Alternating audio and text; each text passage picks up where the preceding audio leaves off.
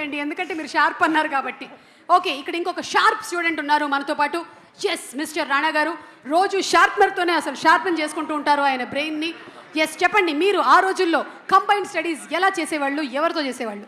Combined studies అంటే సోలోగా చదవలేదండి. Combined ఎక్కడ వస్తుంది? ఎప్పుడైనా సరే మనలాంటి స్టూడెంట్స్ సోలోగా ఏం చదవలేరు, ఎవరో ఒకళ్ళని పెట్టుకోవాలన్నమాట పక్కన. నేనండి కంబైన్డ్ రామ్ చరణ్తో చేసేవాడిని. కంబైన్డ్ బాగా కంబైన్డ్ స్టడీస్ చేశాను. ఎలా ఉండేది ఆ కంబైన్డ్ స్టడీస్?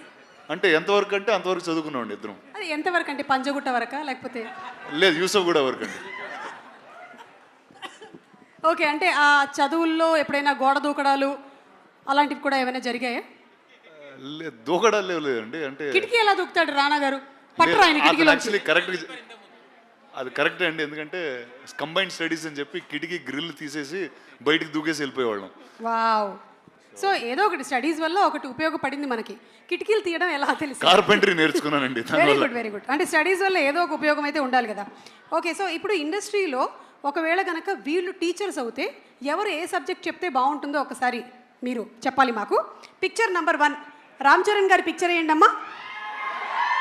రామ్ చరణ్ ఏ సబ్జెక్ట్ చెప్తే మంచిది other than acting? Horse riding నేర్పిస్తే బాగుంటుంది. Wow, that's super.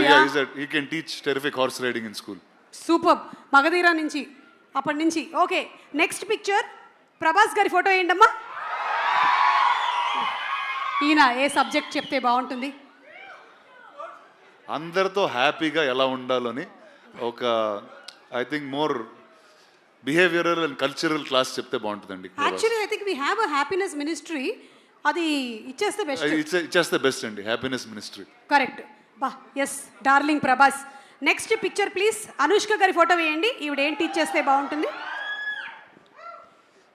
సేమ్ అండి, యాక్చువల్లీ మంచితనం టీచ్ చేస్తారండి అందరికీ. బా, అంటే నాకు ఇప్పుడే రీసెంట్గా నేను యాక్చువల్లీ నేర్చుకున్నా. జపాన్లో కొన్ని స్కూల్స్లో ఫస్ట్ 3rd క్లాస్ వరకు 4th క్లాస్ వరకు వాళ్ళకి ఏ సబ్జెక్ట్స్ ఉండవండి.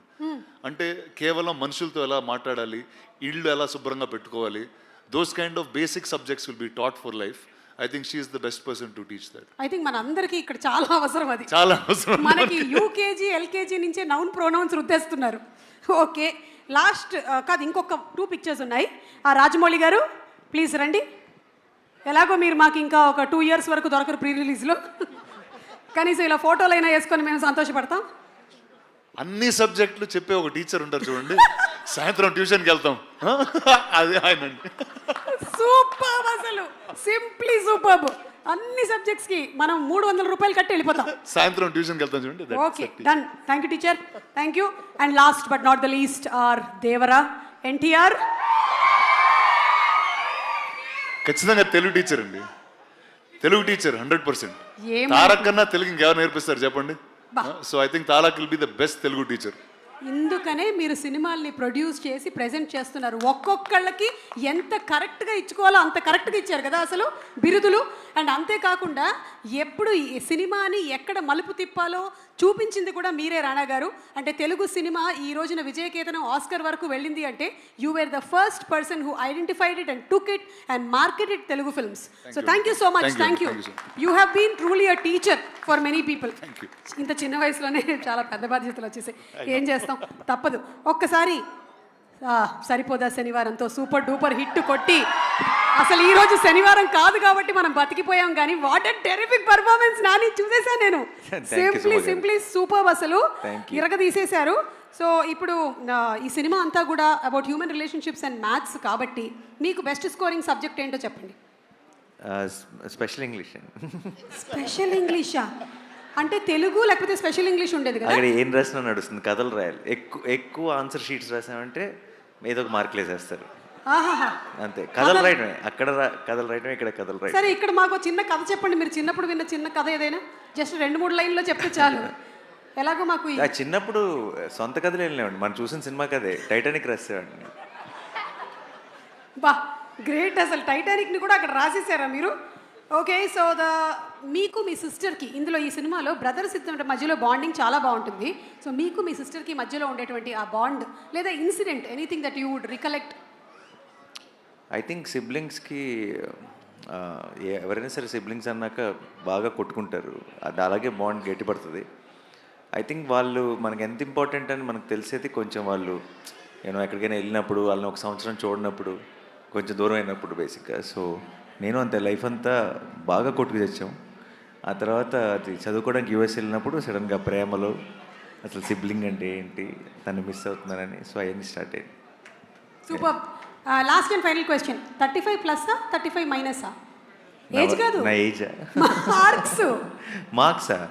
ఒక్కసారి కూడా 35 దాటలేదు. అంటే జస్ట్ ఇట్లా అస్సలు పొరపాటు. వీటి పాపం నేను సినిమా చూశాను, వీడు అందరూ అన్ని మాటలు అంటుంటారు కదా, వీడు నాతో కంపేర్ చేస్తే వీడు బ్రిలియంట్. వీడు పొరపాటును కూడా వాడు కనీసం 1 ముందు 0 పెట్టాలా 1 తర్వాత 0 పెట్టాలా అని డౌట్ ఉంది. నాకు అసలు 1 తర్వాత 2 ఎందుకు రావాలి, 2 ముందు ఎందుకు రాకూడదు అనే డౌట్ ఉండేది. సో ఒక రకంగా చెప్పాలంటే నేను సినిమా చూస్తున్నంతసేపు వీడితో తెగ రిలేట్ అయిపోయి ఇదేదో నా బయోపిక్ తీస్తారన్నట్టు ఫీల్ అయ్యాను. Super super. ఫండమెంటల్స్ని క్వశ్చన్ చేస్తున్నారు చాణక్య గారు, మీరు ఎలా ఫీల్ అవుతున్నారు?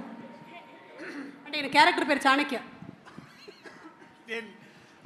ప్రస్తుతానికి అన్న బయోపిక్ అన్నాడు కాబట్టి నేను చాలా గర్వంగా ఫీల్ అవుతున్నా. ఆయన ఫండమెంటల్స్ని క్వశ్చన్ చేసింది కాబట్టి ఇక్కడ దాకా వచ్చిండు. ఆయన బయోపిక్లో పెద్ద విలన్ మీరే, అర్థమవుతుందా? సినిమా చూసిన తర్వాత అర్థమవుతుంది అందరికీ.